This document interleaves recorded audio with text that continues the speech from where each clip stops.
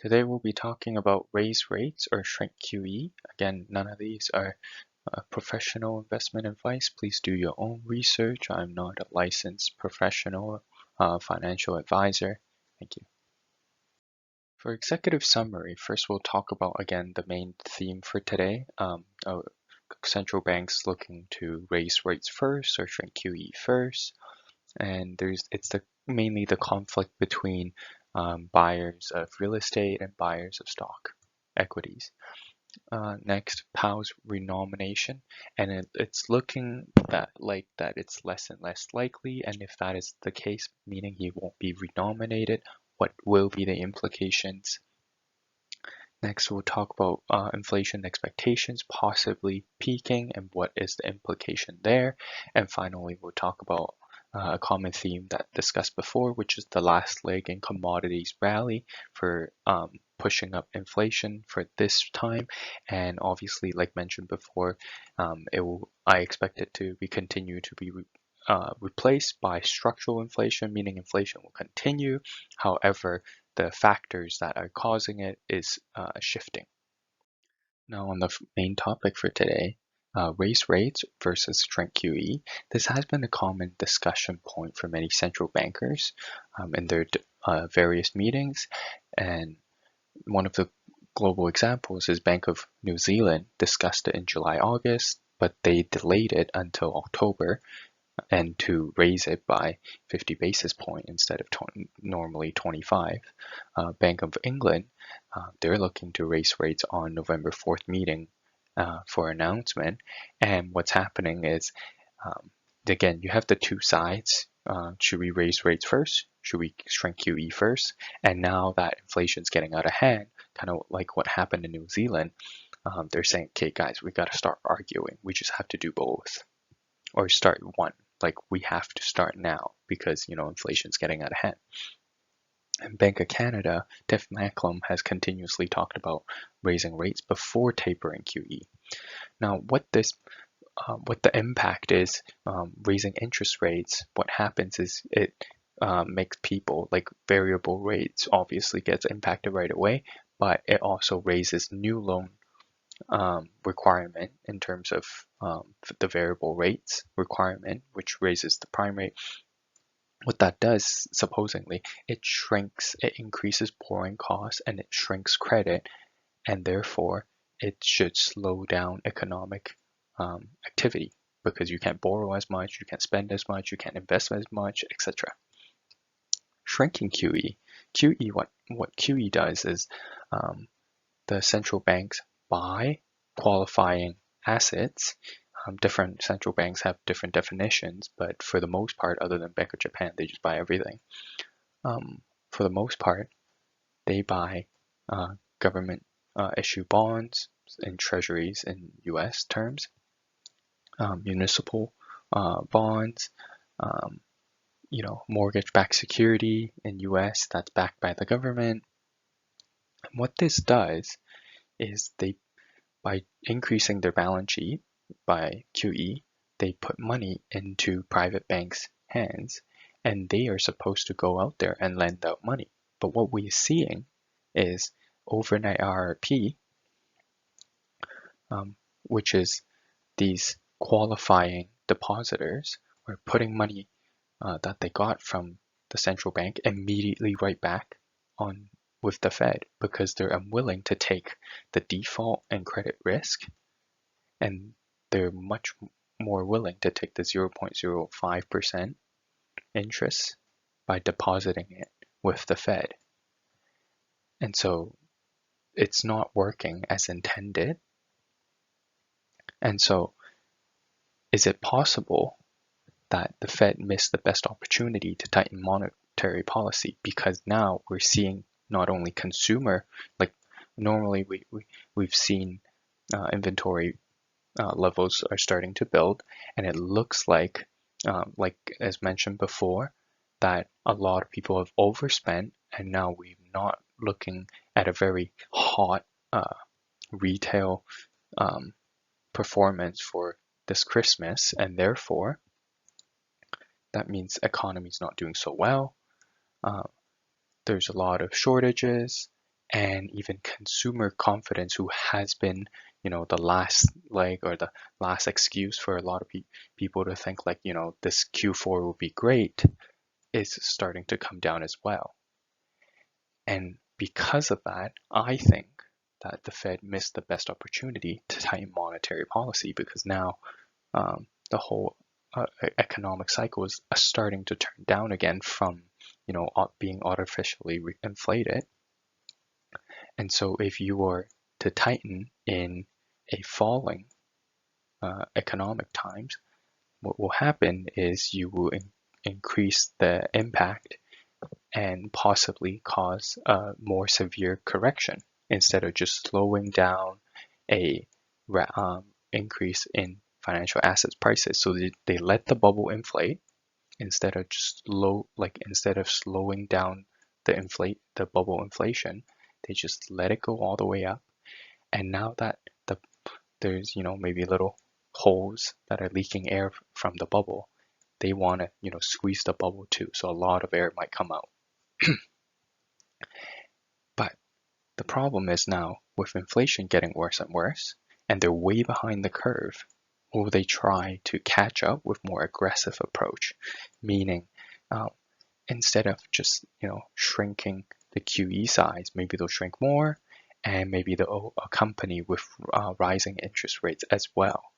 So both sides will have a lot of implication in financial asset prices, with rates impacting real estate more, and with QE impacting stock equity more.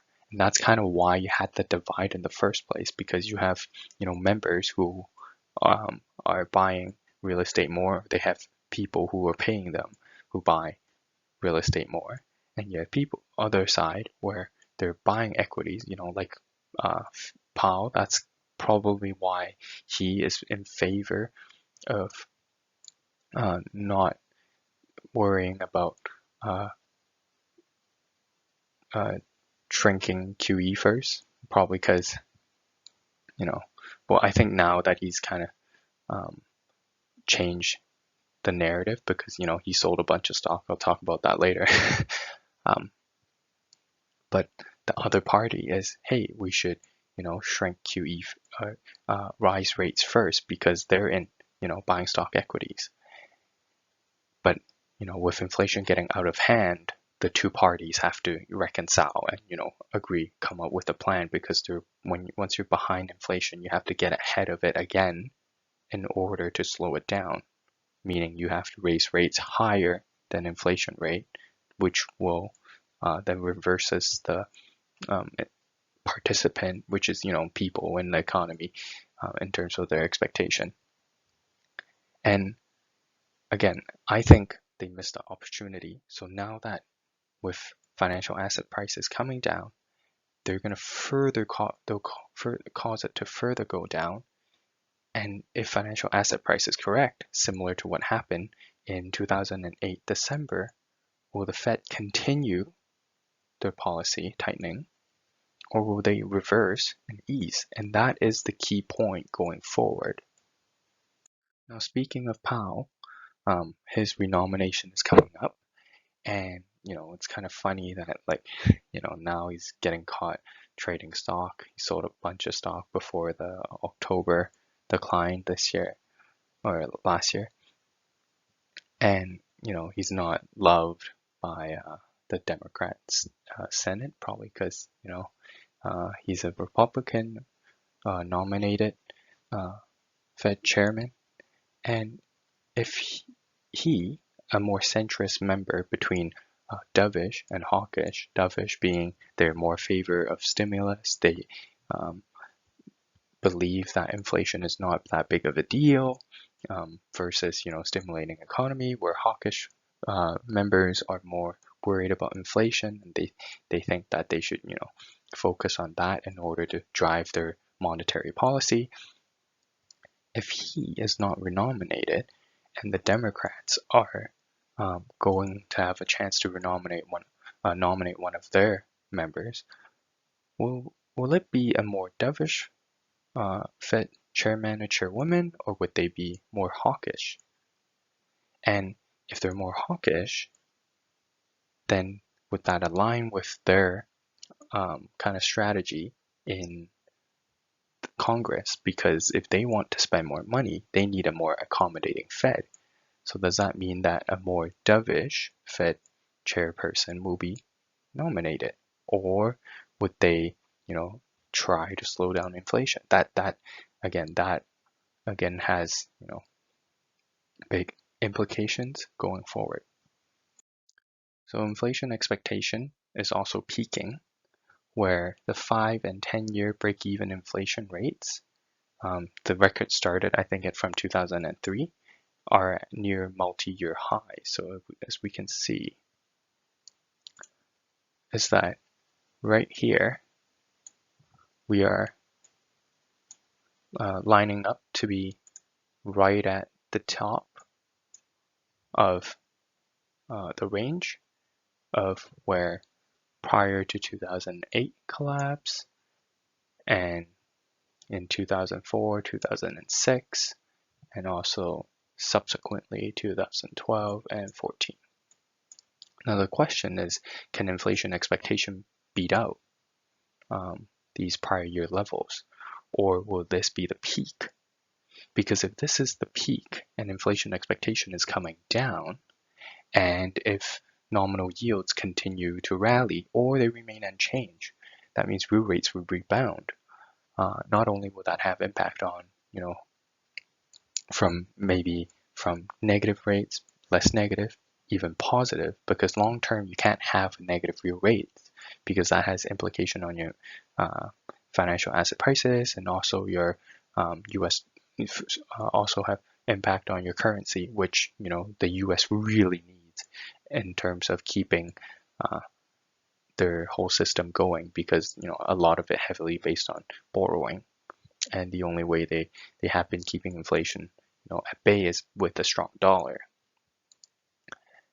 which I do expect it to eventually, maybe sometime next year, Q1, Q2, get to like maybe 98 before peaking and coming back down again. So maybe that would happen with a more tightening monetary policy, and then maybe reversing once financial asset prices come down. So that's my bet. We don't know if that's going to happen, but we'll see. But it's possible that we're looking at near to midterm for a more tight monetary policy.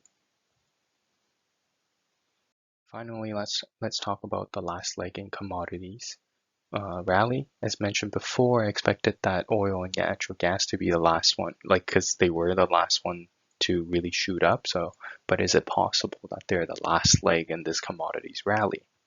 Which again, we've seen lumber, we've seen agri-goods, we've seen base metals. They've all shot up and came back down. But I think some of the base metals are still going strong. But the question is, can energy, oil and natural gas, be the last leg? Now, we've already seen commodities prices falling in China, and they're the first one that really started this whole commodities rally. But the question is, could this be the last one? Or can oil and gas be strong enough to ignite the next leg up? My anticipation is that it won't. That for inflation, commodities forces are coming to an end. The next one to take the baton is structural inflation. So inflation will still continue. It's just who are the factors at hand. So in the future and continually, you might see falling commodities prices, but whatever you're buying is not falling because there are other factors.